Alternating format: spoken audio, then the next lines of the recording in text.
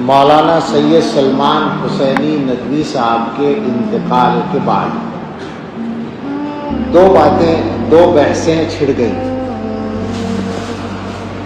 ایک بحث تو ان کے لیے دعائے مغفرت کرنے اور نہ کرنے کے بارے میں۔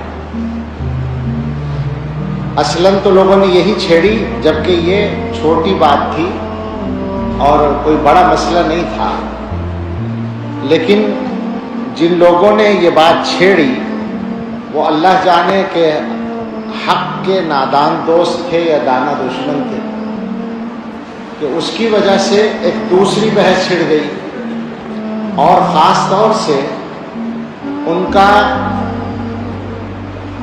ساتھ دینے والے لوگوں کو موقع مل گیا ان کا دفاع کرنے کا، اور اس کی وجہ سے ایسی صورت بن گئی جیسے حضرات صحابہ رضی اللہ تعالیٰ عنہم کے بارے میں غلط باتیں کرنا، گستاخیاں کرنا یہ کوئی خاص مسئلہ نہیں ہے، ایک اختلاف رائے ہے، بس ایک آدمی کا عمل تھا۔ بہت سے لوگوں نے شاید اسی کے رد عمل میں تعریفیں شروع کر دی ان کی، کاش یہ بحث نہ چھڑتی، انتقال ہوا، نماز جنازہ ہوتی جیسے سب کی ہوتی ہے اور بات ختم ہو جاتی، لیکن لوگوں نے بحث چھیڑ دی۔ تو اس میں جو زیادہ بڑی بات ہے، زیادہ بڑا مسئلہ ہے، وہ وہی ہے نظریے کا۔ حضرات صحابہ رضی اللہ تعالیٰ عنہم کا مسئلہ معمولی نہیں ہے، اور اس کا تعلق ہدایت اور گمراہی سے ہے،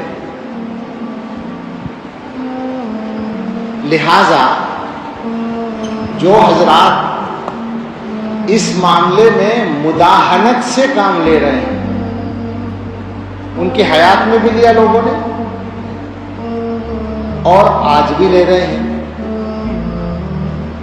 بہت سے لوگوں نے یہ کیا کہ ان کی ان غلط باتوں کو، گستاخانہ باتوں کو علمی اختلاف سے تعبیر کیا۔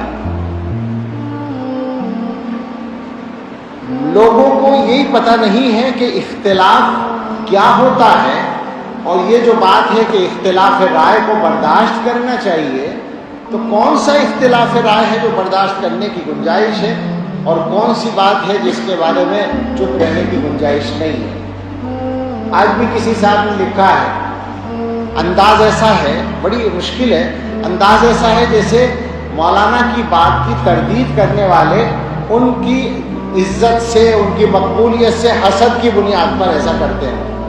لا حول ولا قوت الا باللہ، اس سے بڑی غلط بات تو ہو ہی نہیں سکتی۔ عزت تو ان کی اس وقت تھی جب وہ صحابہ کے بارے میں گستاخی نہیں کرتے تھے، کیا اس وقت کوئی حسد کیا گیا ان کے ساتھ؟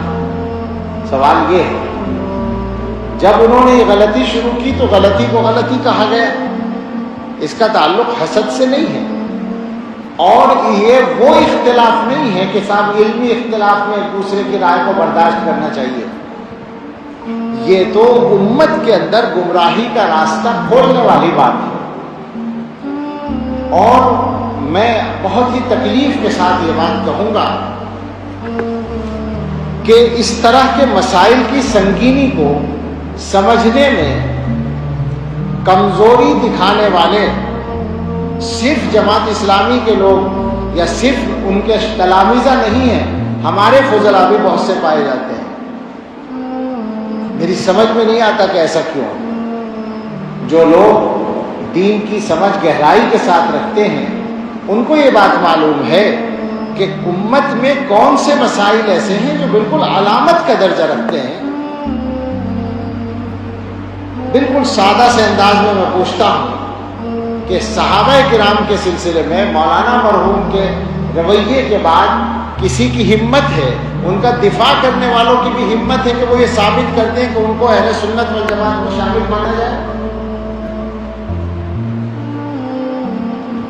تو صحابہ کے مسئلے کو اس موقع سے ہلکا بنانے کی کوشش نہ کی جائے۔ ظاہر انتقال کے بعد ایک ہمدردی ہوتی ہے، ہمیں بھی ہے، لیکن ہم جو دیکھ رہے ہیں کہ اس موقع کا غلط استعمال کیا جا رہا ہے۔ بہت سے لوگ تعریفوں کے مضامین لکھ رہے ہیں، تعریفیں کسی آدمی کی بے شک کی جا سکتی ہیں. ذاتی طور پر اس واقعے سے پہلے صحابہ کی گستاخی سے پہلے ان کے کمالات کو مانا جاتا تھا. اللہ تعالیٰ نے ان کو بہت صلاحیتیں دی تھیں، جیسے بہت سے لوگوں کو دیتے ہیں ان کو بھی دی تھی. کچھ ممتاز صلاحیتیں تھیں. عربی زبان پر جو ان کی قدرت تھی وہ نہایت، خاص طور سے بولنے پر وہ نہایت شاندار تھی. اس کی مثال ملنا مشکل ہے ہمارے ملک میں، بے شک تھی. لیکن اس کا یہ مطلب نہیں ہوتا کہ کسی کے کمالات کی بنیاد پر اس کی ہر غلط بات کو بھی غلط نہ کہا جائے، صحیح مان لیا جائے. یہ نہیں ہو سکتا. تو تعریفیں اپنی جگہ تھیں، لیکن اس واقعے کے بعد تو بات کرتے ہوئے تکلف ہونا چاہیے تھا لوگوں کو. آج جو ہے اگر کچھ لوگوں نے یہ کہہ دیا کہ صاحب ان کے لیے دعائے مغفرت نہ کرو، میں نہیں کہہ رہا ہوں، میں یہ اس موضوع پر آخر میں بات کروں گا. کچھ لوگوں نے کہہ دیا تو اس پر ایسا ہنگامہ مچا اور اس پر دلیلیں دی جانے لگی.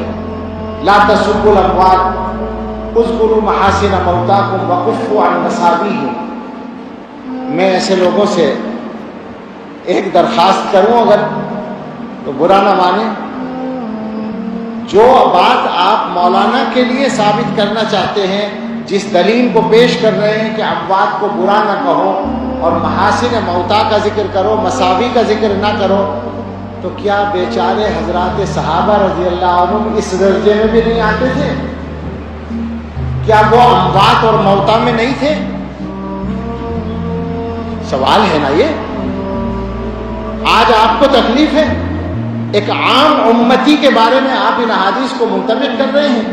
یہ احادیث صحابہ کے بارے میں منطبق نہیں ہوتی. اس کا مطلب یہ ہے کہ اس ملک میں صحابہ کے حق میں بات کرنا جرم بن جائے گا. یہ نہیں چلے گا، کچھ بھی ہو جائے. میں ویسے نہیں بول رہا ہوں.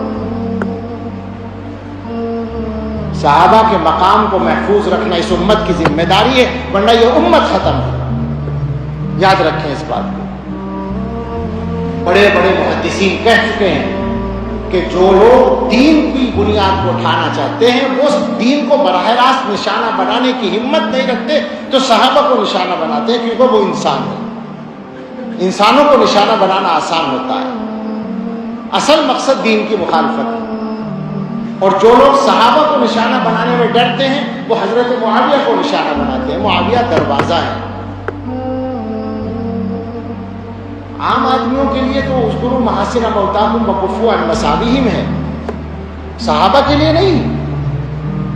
حیرت ہوتی ہے کہ کیسے دوہرے معیار لوگوں نے چلا رکھے ہیں.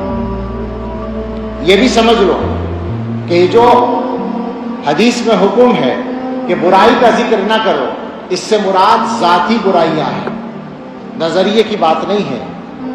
تو ذاتی برائی کسی کی ذکر نہیں کرنی چاہیے. وہ غیبت زندگی میں بھی کی جائے تو غیبت ہوگی. اور ہم پورے اعتماد سے کہتے ہیں کہ ہم نے مولانا کے بارے میں، ذاتی زندگی کے بارے میں، ذات کے بارے میں ایک لفظ کبھی خلاف احترام بھی نہیں کہا. پورا دعویٰ ہے ہمارا.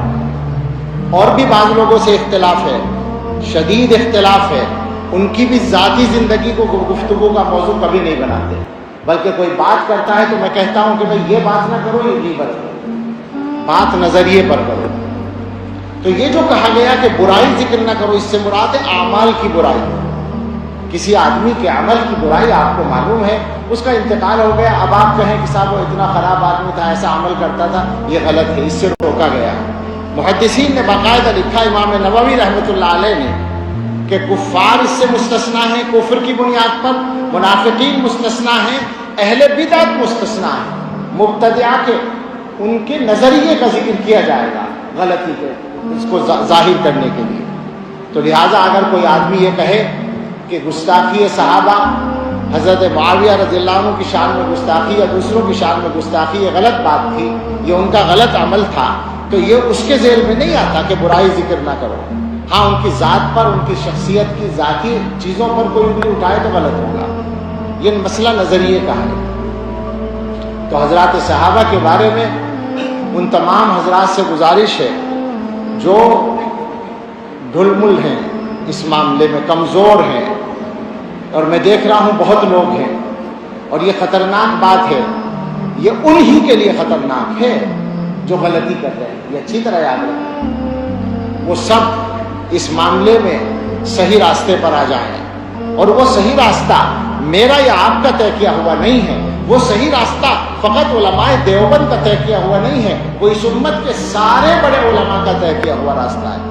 اس میں کوئی اختلاف نہ ابن تیمیہ کا ہے، نہ ابن قیم کا ہے، وہ سب اس کے بڑے داعی ہیں صحابہ کے مقام کی حفاظت کے۔ اس میں کوئی اختلاف نہ ابو حنیفہ کا ہے، نہ مالک کا، نہ شافعی کا، نہ احمد کا، کسی کا کوئی اختلاف نہیں ہے، وہ متفقہ چیز ہے۔ اس متفقہ معاملے میں، اس متفقہ معیار میں لوگ باتیں بنانے کی گنجائش نکالنا چاہتے ہیں، اپنے آپ کو زیادہ بڑا سمجھتے ہیں، صحابہ کے بارے میں بات کرنے کی ہمت کرتے ہیں، اور موقع ڈھونڈتے ہیں، موقع تلاش کرتے ہیں۔ ایسے لوگوں کو توبہ کرنی چاہیے۔ بہت لمبی بات نہیں کرنا چاہتا، صحابہ کے موضوع پر تو بہت ساری تفصیلات ہیں، دلائل ہیں، میں بس اس بات پر آتا ہوں کہ ان کے لیے دعائے مغفرت کی جائے نہ کی جائے، تو بالکل صفائی سے بات ہے کہ ان کی تمام تر غلطیوں کے باوجود اور اہل سنت والجماعت کے نظریے سے انحراف کے باوجود اور گمراہانہ باتوں کے باوجود ان کی تکفیر نہیں کی گئی ہے۔ کسی دارالفتہ نے ان پر کفر کا فتویٰ نہیں لگایا، لہٰذا وہ کافر نہیں تھے۔ جب کافر نہیں تھے تو مسلمان تھے، اور جب مسلمان تھے تو مسلمان کے لیے دعائے مغفرت کی جا سکتی ہے۔ یہ بالکل اصولی بات ہے، اس میں ہمیں کوئی تعامل اور تکلف نہیں ہے۔ البتہ ایک بات ہمارے بعض بزرگوں نے کہی ہے کہ زندگی کے اخیر کے چند مہینوں میں وہ ان اختلافی مسائل پر بولنے میں احتیاط کر رہے تھے۔ اللہ کرے ایسا ہو کہ انہوں نے وفات سے پہلے ان چیزوں سے توبہ کر لی ہو۔ رجوع کا لفظ بولنا غلط ہے، توبہ کرنے کا مسئلہ ہے کہ توبہ کر لی ہو ان چیزوں سے، اللہ کرے ایسا ہو، تو ظاہر ہے ان کے حق میں بہت خیر ہوگا۔ مگر اس کے ساتھ یہ ضروری ہوگا کہ ان کے جو اخلاف ہیں، بے تکلف ان سے اپیل ہے، گزارش ہے، نہ یہ ہماری انا کا مسئلہ ہے یا نہ یہ ان کی انا کا مسئلہ ہے، ان کے اخلاف سے درخواست ہے کہ مولانا کی جو تحریرات اور تقریرات، جو تصنیفات اس موضوع پر ہیں اور جو ان کے خطابات ریکارڈ ہیں، ان چیزوں کو آگے چلانے سے احتیاط کریں، ان کو بالکل روک دیں۔ اس کا ایک فائدہ تو یہ ہوگا کہ مولانا نے اگر اپنے معاملات کو ٹھیک کر لیا تھا تو آخرت میں ان کو بہت فائدہ اس کا مل جائے گا، اور ان کے حق میں ایک غلطی کا گناہ جاری رہنے سے وہ بچ جائیں گے۔